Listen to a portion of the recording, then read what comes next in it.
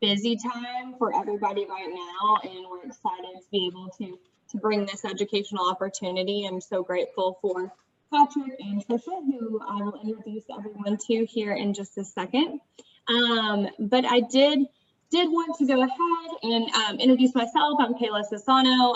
I head up our development team here at Partnership to End Addiction, and thank you all so much for joining us today. We've been working very hard and tirelessly on all fronts this year, especially with the goal to make sure that we limit interruption through our family services while we continue to grow and expand those fully remote service offerings that we provide, and really work to ensure that every family has the kind of care and quality care that they need. So we understand that it's an extraordinary time right now, especially with the holidays coming up, which again is yet another reason, with all the many challenges of COVID, administration change, just one thing after another this year. We're excited to bring this group together to really talk about, ways that you can continue to think about your future in regards to your own financial health, and really how you can start to think about planning a legacy for both you and your family, but also the charities that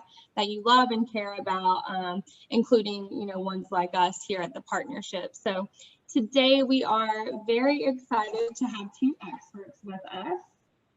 And just to bring up their pictures here, you'll see Patrick on camera when he is speaking. Trisha is phoned in. And I see we have Marcia now on here too. Very exciting. So gang is all here, but we're super excited to have Patrick, who is the founder and co-CEO of Free Will. Free Will is a partner with us who really works to provide free and intuitive online estate planning. They make it very, very easy for anyone and everyone to make a free will, as well as some other offerings. And then we have Trisha Kropp, who we're very excited to have. She is the vice president and trust specialist at Bank of America, who many of you I'm sure are familiar with. They're one of the largest providers of personal trust services in our nation. So very much excited to have these two experts to lead our conversation today. We're planning to do just a brief overview of estate planning and the different variety of really charitable gifts that are able to really take advantage of as yourself as a donor, and those kind of options, as well as their benefits, what those benefits can be to you and your family, but also the charity, and then really how to start this process. It can definitely be a bit of a intimidating and complex process, especially when you're not familiar, but there are great partners, of course, like Free Will and Trisha with Bank of America, who can really make it easy to start that process. And most importantly, we're excited to answer any questions that anybody might have. The Q&A is turned on. So like I mentioned, for anybody who just joined, you will not see yourself on screen right now. We set this up as a webinar, but you'll be seeing the panelists, but you do have that opportunity to ask a question, just pressing that Q&A button, typing in your question, and we will absolutely get to those at the end. So before we get started, and before Trisha and Patrick take it away, I first want to introduce you to Marcia Lee Taylor. She is our Chief External and Government Relations Officer at the partnership. And we understand that some of you are new to us, while some of you are old friends. So just want to give her a minute to share a little more about our organization and the work that we've been doing. So go ahead, Marcia, take it away. Great. Well, thank you so much, Kayla, and thank you to everyone for coming today. We're delighted that you're here, and are excited to have this conversation. Just to give you a little background on the partnership for those who may not be as familiar with us, we're a national nonprofit that's headquartered in New York City, and our work is really centered on providing personalized support and resources for families impacted by addiction. We have decades of experience in direct services as well as in research, and we bring them together to focus on our mission, which is to transform how our nation addresses addiction, really through empowering families, advancing effective care, shaping public policy, and then changing our culture. The Partnership to End Addiction is a new name for a very old, or two very old organizations in our field. The Center on Addiction and the Partnership for Drug-Free Kids merged a couple of years ago now and have united under the banner of the Partnership to End Addiction. And it really brings together 30 plus years on both sides of expertise in communicating to families about the nature of addiction and also doing that really key research to advance our field. We have a number of support services for families, as I mentioned, just a quick overview of them. First, we have our helpline, which is a toll-free number. All of our services, including our helpline, are free to the families we serve. The helpline is staffed by bilingual specialists, and they really help families to develop a personalized plan for whatever issues their family may be facing at that moment. We also have a website, drugfree.org, which is stock full of science-based information that's boiled down to tangible tips and tools for families. We have guides and ebooks and videos and a lot of content, blogs telling personal stories from families, a lot of content that I encourage you to check out if you haven't already. We have a Help and Hope by Text program where families can get curated information directly on their phones. We have online learning modules where people are able to dig in a little deeper and take an online course to learn more about substance use. We have a peer-to-peer parent coach program. So families who call our helpline are offered the opportunity to have one-on-one conversations with coaches across the nation who've been specially trained to really help families improve the communication in there. And then we also have an online support community, which is a virtual support group that we offer 4 times a week. With that, I turn it back to you, Kayla.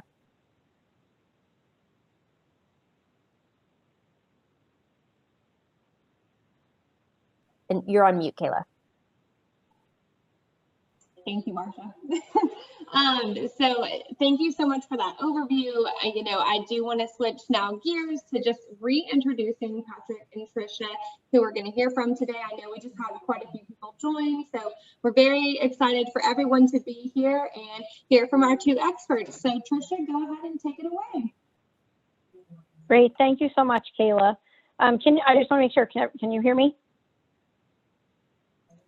Yes. Okay, good. Thank you. So I'm just going to be very brief with you this afternoon. I want to talk a little bit about estate planning and just very briefly give you an overview, and then I'm going to jump into a couple of charitable techniques that people can use. And then I'll turn it over to Patrick from there to get into a little bit deeper dive over everything. But really, an overview of estate planning. Estate planning really is nothing more than clients, family members, taking their goals, desires, concerns for their money and how it is going to pass to the people that they want to leave it to, whether that be family, whether that be friends, whether that be charitable organizations, and making sure that all of that information gets down on paper. That's really what estate planning is. So we've probably all thought about it and what we want with our money when we're gone, but making sure that you get it down on paper is really what's going to create your estate plan. There's some basic documents that go into it. There's wills, there's trusts, there's powers of attorney, healthcare proxies. All those things need to be done to create a nice comprehensive estate plan for you.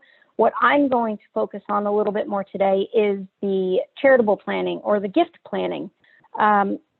And that's a way for you to take a portion of your assets and really support the organizations that have been important to you. That can be one organization, that can be multiple organizations. That's really up to you. But if it's important enough to support them, then they need to be part of your estate plan. And in just a moment, I'll talk about the couple of techniques that you can put in place to really make sure that that happens.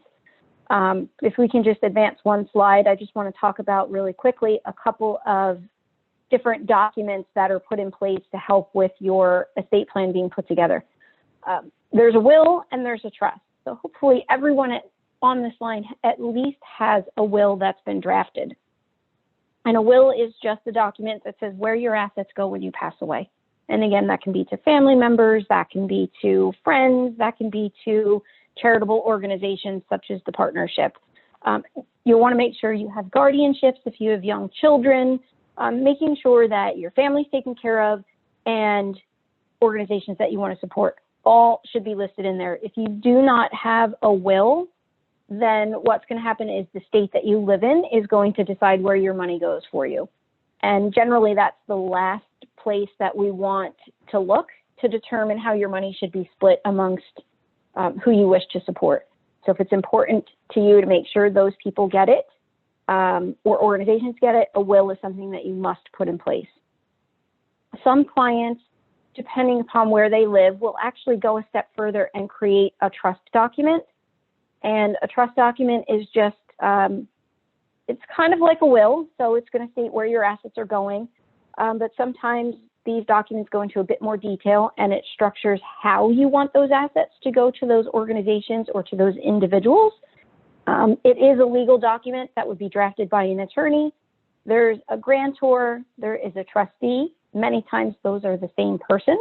And then there are beneficiaries that are going to be the ones that get the assets upon your passing. So a lot of times this document will include provisions to how those assets are passing, not just to whom they're passing to, but you may want to structure how they're passing to those individuals. And again, depending upon the state that you live in, a revocable living trust might be the right vehicle for you. I know we've got on the slide here, if you live in California, a revocable living trust is a really wonderful tool to have because probate is very long and it's very expensive, and it's going to really defray that cost because you would completely avoid the probate process. So California is a state that's very popular there, and Florida is as well.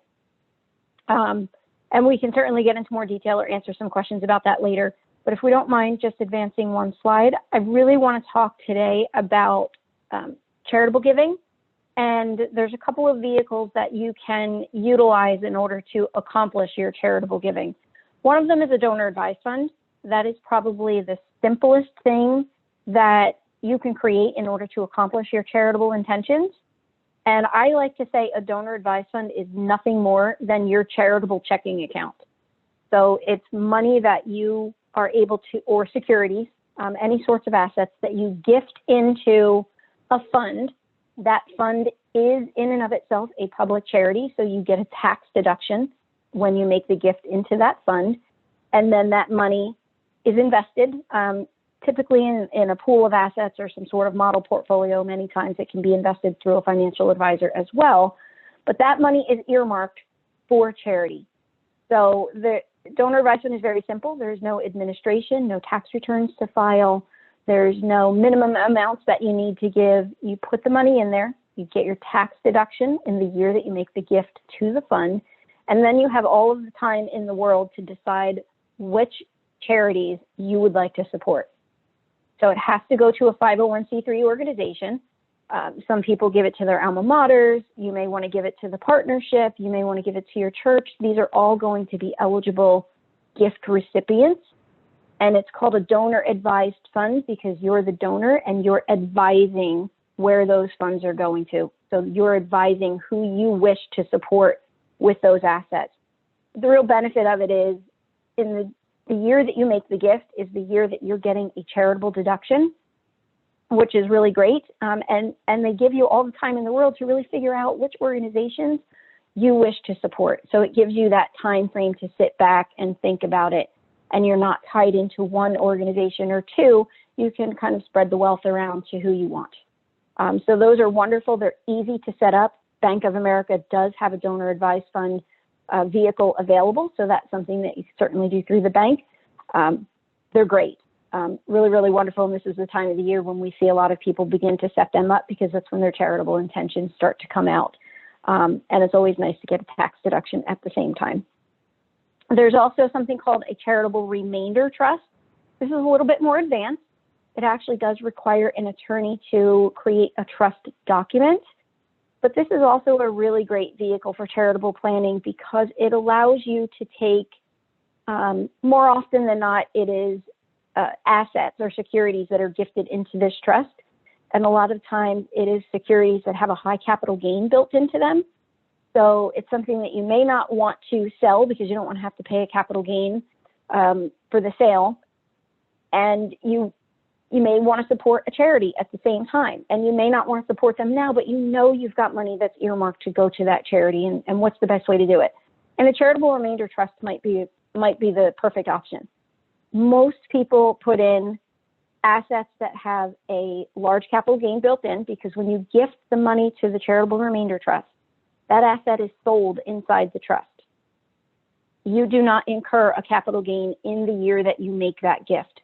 Because it's sold inside the charitable trust, it's sold inside a charitable vehicle.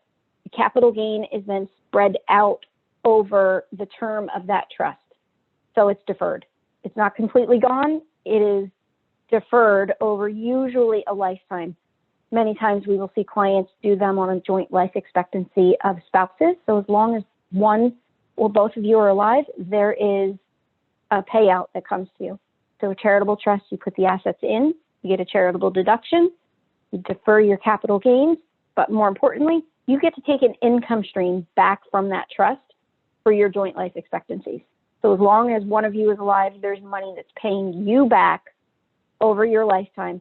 When you've both passed on, whatever's left inside that trust, that money is then going to go to the charity that you've named in the document. And the nice thing about a charitable remainder trust is you can reserve the right to change your charitable beneficiary. So if you set the trust up and it's supposed to live for 20 years, you may fall out of favor with an organization perhaps, but you can reserve the right to change that charitable beneficiary at any time throughout the term of that document. But again, great benefits. It gives you a tax deduction. It allows the capital gain that's built in there to be deferred over time so that you don't have a large tax payment that's built in that year. And it also gives you an income stream back for as long as you're alive. So that's a great vehicle. The next one I want to talk about is a charitable lead trust. And that sounds like the charitable remainder trust, and it works very similar to it, except it's kind of flipped. We flip it on its head. And the beneficiary that gets an income stream is going to be the charity. So you put money into this charitable lead trust. It has a term of years. Usually these are 10 to 20 years. Money goes out to the charity that you've chosen every single year. At the end of the term, the money typically comes back to the family members. A lot of times, clients will name their children as the remainder beneficiary. So when the term of the trust is completed, the charity's gotten paid out everything you want to give them, and then the money comes back to the kids. So it's a great gifting technique to remove assets from your estate, also potentially get a charitable deduction and support a charity at the same time. With a charitable lead trust, I will say that if you aren't sure who you want to support, a lot of clients will name their donor advised fund actually as the charitable beneficiary. So the payment that goes out every year is going into the donor advised fund, and then that just gives you more time to really determine who you want to support or possibly support multiple organizations at the same time. So some of these things can work hand in hand together, but they're all really great vehicles to use to give you some sort of charitable deduction, maybe give yourself an income stream, and really gives you the time and the flexibility to determine the organizations that are important to you.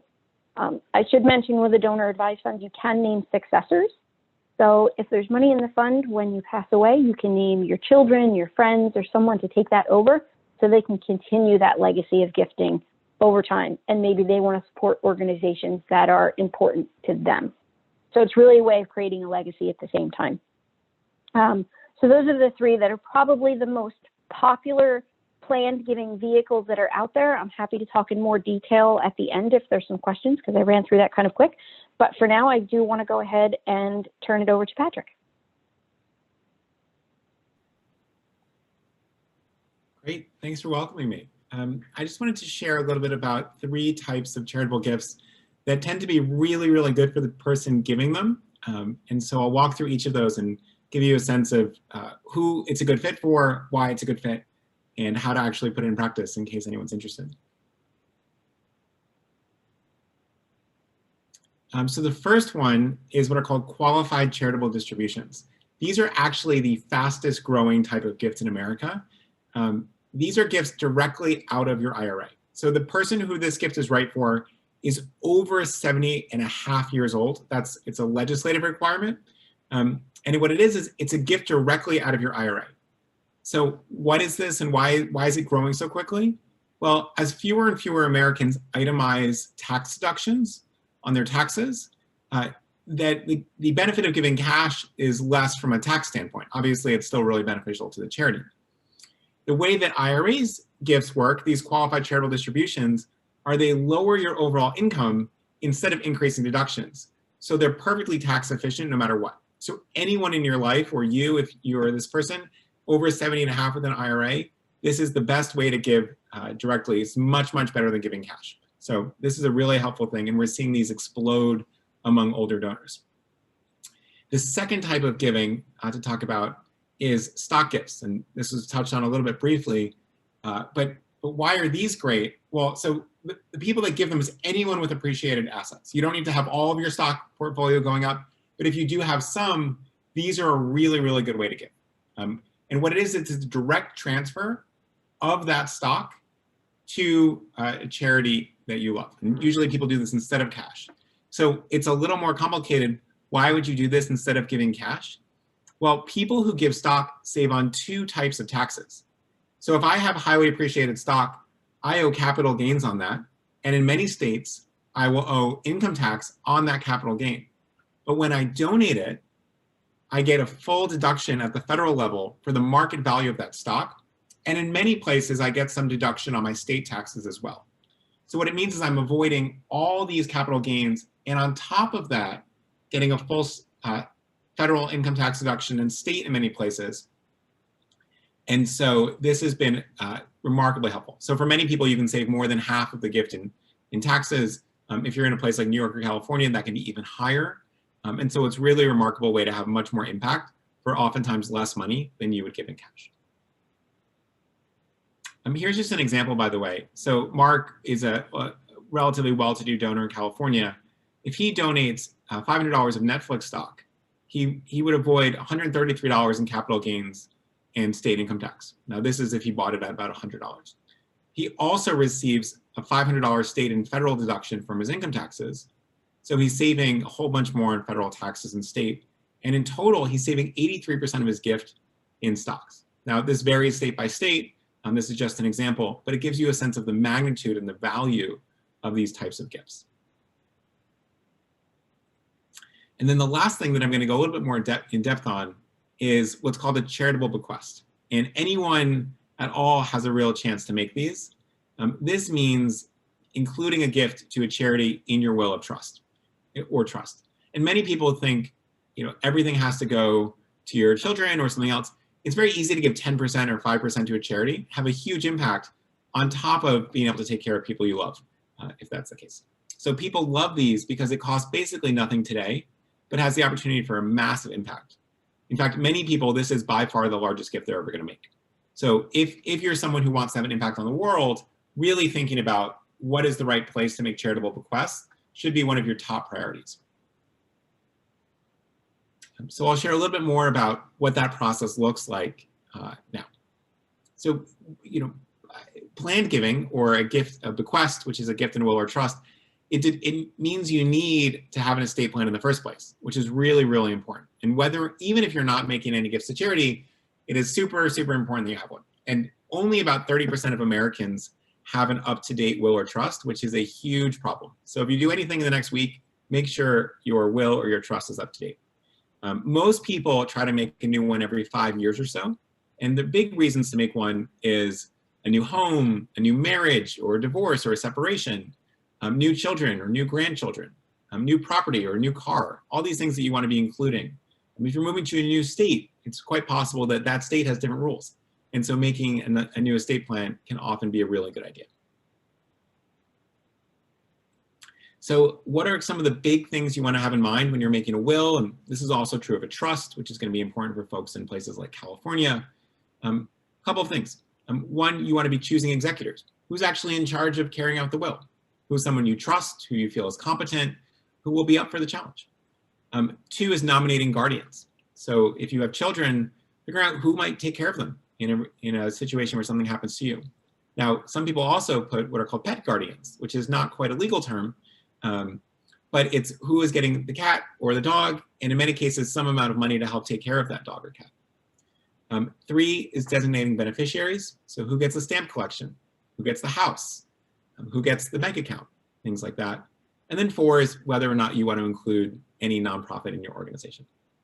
Now, generally, how you make this is up to you. There are 2 real paths that Americans choose. One is without an attorney, and there are things like freewill.com. There's also some other things, but FreeWill has no cost associated while being high quality, so it's a good one.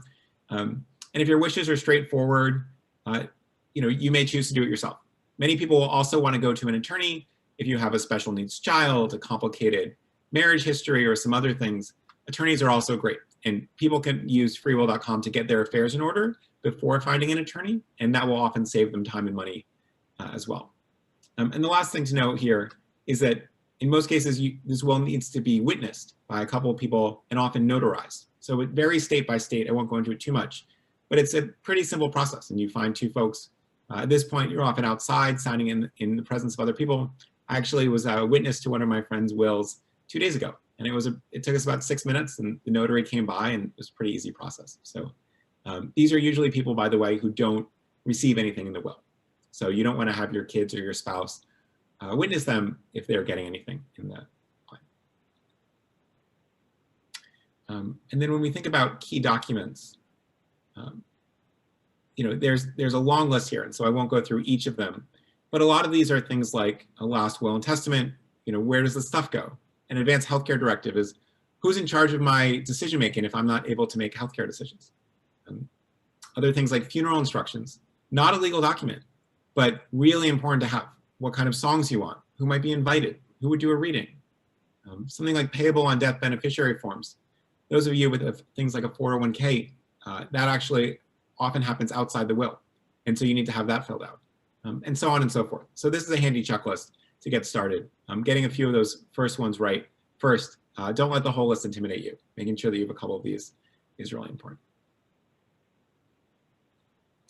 And then lastly, one of the great things about plan gifts is they're just remarkable levels of support for nonprofit organizations. They can save you a bunch of money in taxes, and it depends on your state taxes and some other things. So it's helpful to contact a financial advisor, but there are frequently really good tax benefits there. And then I'll let Kayla speak to this a little bit, but folks that have included partnership and addiction in their estate plans or through lifetime gifts just do incredible amounts of work.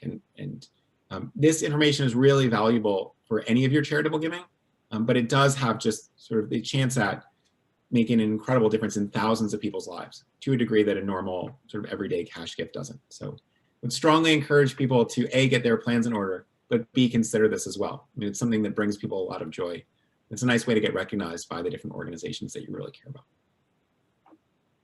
Absolutely. Well, thank you so much, Patrick and Tricia, for that wonderful overview and starting to dive in deeper. We're hoping that this is, just the first of many educational opportunities we're able to bring to everybody here on this call. We understand that it can definitely be a complex subject, but you both did such a beautiful job of really making it digestible and relatable.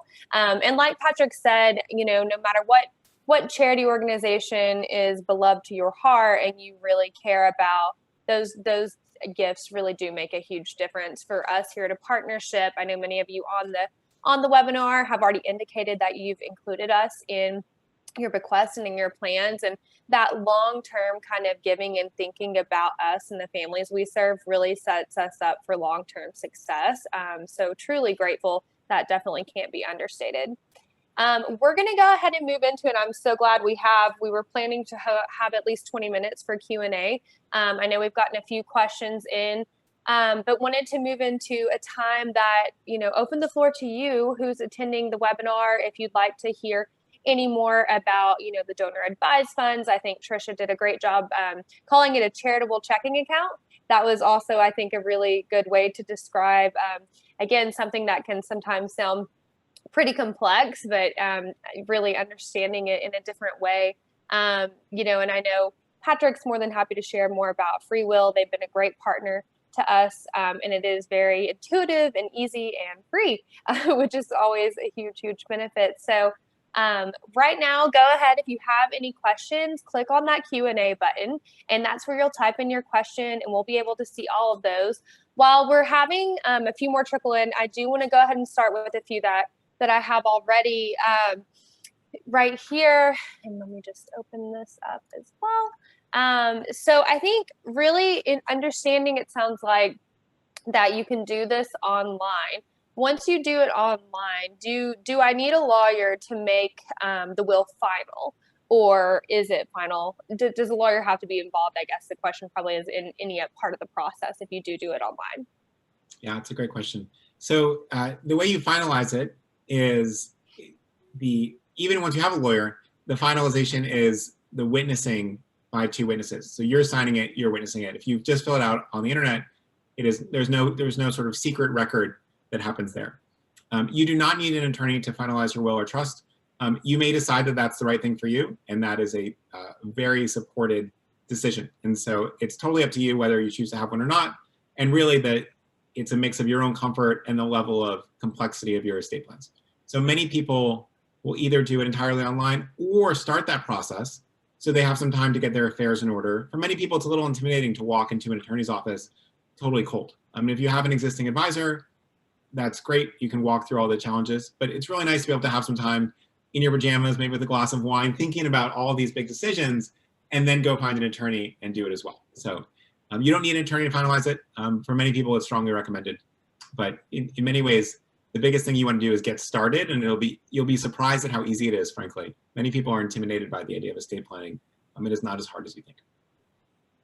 So two other really good questions on a similar topic. One is, why do I do this now? This is coming from an attendee who's between the 25 to 35 age range. Why should I take the steps to do any of this now? Shouldn't I wait a little bit? I don't have any children, etc. So would love to hear from either or both of you about that. Sure. Well, one thing to remember is that you're always open to changing it. So you don't necessarily have to make your final decisions if you plan on living to 150 like I do. And so what you might think about is let's do it. You can have it a little bit more straightforward approach, and hopefully you're changing that again in 5 or 10 years as well. So again, the process, especially if it's online, doesn't take that long, and so it may be a really good pathway to do it. One evening in less than an hour, and then you can always revisit it. Set a calendar reminder for 2027, do it again, and then set another calendar reminder for 2032. So that would be my perspective on it. Trisha, any thoughts from your end on that one? No, I would just, I would agree with that as well. And the only thing I would say is if you don't have any documents in place, again, it will go to the state to determine what assets you have and who they pass to. And while you may not have children or you may not fully care, I don't know many people that really say, when I die, I want the state to figure out where my assets go. I think if you can put anything on paper, and free will makes it really simple, get something done. It's not forever. It's something that's an amendable document. So you update it and amend it as life events change. And right now could be something very simple, but as things happen in the future, you can just redo it. It's quite simple. Excellent. This is good. We have quite a few more questions in now. One is there a minimum investment to start a donor advised fund? And who would be the first person to speak about this? Really good question. I'll take that one. It depends. There's lots of different donor advised fund providers that are out there. I will speak for Bank of America, and our minimum is $25,000 to start the fund. If you immediately grant money out, we don't kick you out of the fund. You just need that much to get into it. And then you are free to have that money invested in the model portfolios that are inside it and grant that out to organizations when you're ready. Great. And probably a follow-up to that question would be, what kind of money are we talking makes sense for opening up a donor advised fund? That's a really good question. I think it varies. We've got clients that open them up with the minimum of $25,000. We've actually got donor advised funds, at $20 million. So So I really think it depends on how much administration you might want to have in there. If you just want something that's easy and you earmark it as your charitable checking account, donor advised fund is simple. And the dollar amount inside of it really doesn't matter. I think it depends on what are your goals, what are your needs, and is that the right vehicle? And that's something that you can sit down and talk with your financial advisor about if you have one. But certainly anyone can open a donor advised fund as long as you meet that minimum amount, and the dollar amount is really irrelevant. It's just how easy and simple do you want it to be? Great, excellent. An interesting question, I think, given that Thanksgiving is around the corner. How do I bring this up to my family, my parents, spouse? So sounds like, any advice from both of you around how to bring this up, whether it be, directly to your spouse or, to your parents if you're concerned about, wanting to help them plan for their future. Would love some insight from both of you on that one. Yeah, this is a challenge, but it's not as hard as you might think. So a lot of people are really nervous about bringing it up to their parents in particular. Parents, everyone has different reactions around this stuff. My suggestion would be, if you're bringing it up to your parents, say, hey, I just did my own estate planning. I'd be curious, have you done that, right? And so you're not sort of singling them out. In fact, you take the lead there, and then it makes it a much easier conversation. And so I know a lot of folks who've done that with their parents and had a lot of success. From a spousal perspective, I think, you don't want to sort of go off and do it without talking to your spouse, but you might think of it as just sort of an ordinary checklist. And the conversation, something like, look, we probably don't need this at all, but it's something that we probably haven't gotten around to. And now that we might have a little bit of extra time, if you're in a place that's sort of locking you up at 10 o'clock these days, you might have a little bit of extra space and time. And so it's worth doing. And so I would just say, this is probably something that's on our to-do list. Let's knock it off and not make it a sort of big, deep deal. And we can always go back and change it, which I think is actually the biggest thing holding a lot of people back. Sometimes it feels too final and people just have a hard time making decisions that they can't change. When you can say, look, let's do it and we'll do it again in 5 years, then it becomes much more accessible. Trisha, any additional thoughts from you on that one? No, I agree completely. I think if you start the conversation, especially with parents, that I've done mine, curious, mom, dad, have you done yours? A lot of times I like to just say estate planning is really just a beneficiary conversation. So it doesn't sound like this big process. People hear the words estate plan and they tend to run for the hills a lot of times. Or some people have the reaction of, if I create my will, it means I'm going to die tomorrow. But I think if you have a conversation about just beneficiaries, sometimes that eases it because people understand beneficiaries. They're used to filling out insurance applications and IRA beneficiary forms, and sometimes that's an easier way to break the ice. Great insights. And I love how you put that, Patrick, of leading with, hey, I just did mine. Have you thought about this? Curious what your plans are. Two other additional questions around donor advised funds that have come in. Are donor advised funds then left outside the total value of an estate as far as federal and state limits for estates that are not taxable? Essentially, does it reduce the value of the estate? Yes, it does. Once you make the gift into that donor advised fund, it is an irrevocable gift, so you can't take it back to yourself. It is outside of your estate, so it will lower the value of your estate for estate tax purpose calculations. And then another question around donor advised funds. Does it make sense to open one if you're going to have a very high income year? Does it reduce your taxable income for that year? Yeah, that's a good question.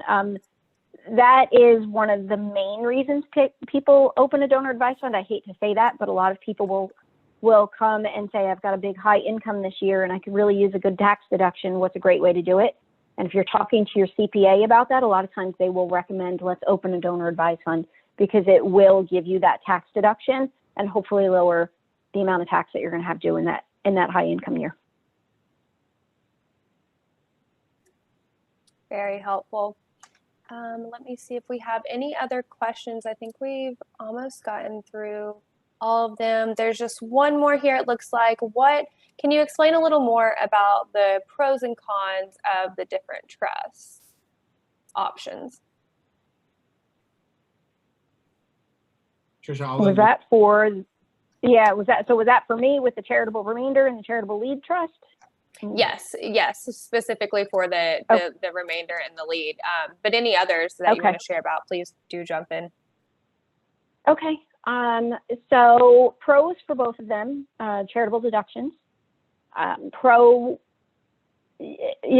look at the charitable remainder trust. The biggest pro for that is you're going to get a charitable deduction. You're going to defer your capital gains that might be due, which is great. And you also get an income stream. So I've worked with a lot of clients that have one particular stock that they have a lot of. Maybe it's been a family stock and they just love it and they always have a ton of it. But they want to get rid of it and they just don't want to pay the capital gains, but they also need an income stream to live off of, because now they're getting rid of a large chunk. Maybe it was paying a great dividend.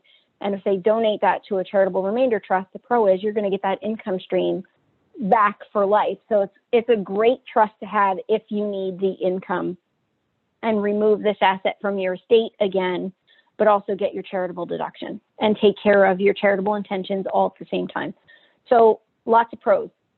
Con to that, you do need an attorney to set it up. I don't know if Free Will has that sort of a trust that can be established or not. I'm not sure, but it is something that does require a trust document to be drafted. That's really the only con to it that I can see, is that you have that upfront administration. And then you just have to choose a trustee. You can self-trustee it. You can choose a corporate entity to trustee it, but it's a pretty simple thing to do. Bank of America does this all the time because we're a trust provider. Charitable lead trust, again, great option. That's for somebody that wants to support the charities up front. Those I see used more often for clients that want to gift money to their family, but also support charities. If you support the charity up front, have the money come back later to the family, you've kind of said, kids, I'm going to leave this money to you, but for now I want to support the charity that I want to support. So I think it's a pro that you get to solve everything, but you don't get some angry kids later on down the line that said you gave all my money to charity and now I'm not happy with you. Easy to set up. It does require an attorney. That's probably the only con, but again, it does solve a lot of problems and can remove the assets from your estate. Excellent, thank you. There's another question about donor advised funds. So going back to that charitable checking account, the question around this is basically asking, will all of the income that flows to the charity, is that correct? And basically, is there any amount of years it must be distributed across? So when you donate to the donor advised fund, everything that's in there must go to a charity. So nothing's going to come back to the donor. It's all going to be earmarked for charity. And what was the other part of that question? I'm sorry. Is there an amount of years that it must be distributed over? No, typically no, there isn't. There's no IRS rules that says you must gift all the money out within 10 years or you have to give a certain amount every year. There's no rules surrounding that. I know for the Bank of America donor advised fund, if we find someone has put money in there and they maybe haven't touched it in a few years, we might send a letter to say, hey, are you still using your donor advised fund? But there's no limits. We're not going to kick you out for lack of it. And a lot of people tend to put it in there and just let it grow so that they can have more money later on to support the organizations. But no, there is no time frames or anything like that associated with a donor advised fund. And then one more question around the donor advised fund before I move to this next question. If our donor advised fund outlives us, do we designate someone to direct it in the future? Yes, that's a great question. There are successor advisors that you can name, and an advisor is really just the individual that's advising where the grant goes. So yourself, if you've got children, you can name your children. If you've got other family members or friends, then absolutely, you can name them as your successor. So upon your passing, you do have someone else that can live on and continue that element of giving for you. That's great. One question here, which I'm happy to answer, was can you give anonymously to a charity in terms of bequests? And the answer would be yes. I would speak from our experience of, we're very grateful to get bequests from champions who are supporting our mission, and some do choose to share their contact information and others remain anonymous. The good thing about if you do share your information, but don't want to get bombarded by emails, or too much communication, you can share that preference up front, but it does at least allow that communication stream for the charity to be able to share with you the impact that your gift is having and will have.